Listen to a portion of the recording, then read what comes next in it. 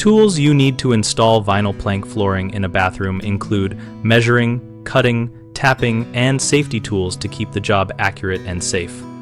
Start with a reliable tape measure and a square to lay out straight, accurate cuts and to ensure planks align with walls.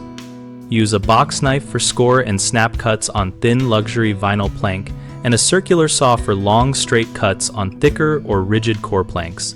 Keep a jigsaw for irregular cuts around pipes and door jambs.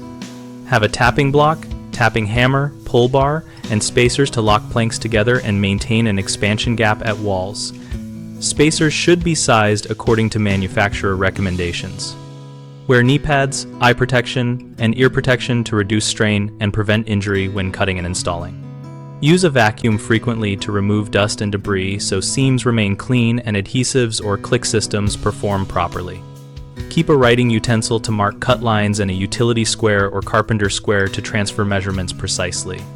The most common mistake is poor subfloor preparation, which leads to uneven planks or click failures, so check for level, repair dips or high spots, and ensure the subfloor is dry and clean before you start.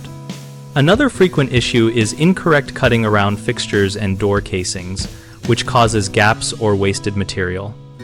Measure twice, cut once, and use a jigsaw for curves and notches to get tight fits. Finally, neglecting expansion gaps causes buckling as the floor expands and contracts, so always use spacers during installation and follow the manufacturer recommended gap dimensions at walls and around fixed objects. We built BigHomeProjects.com to connect homeowners with local contractors and to help contractors find work on real projects. We also host a discussion community where we share tips, ask questions, and learn from each other about projects like bathroom vinyl plank installations.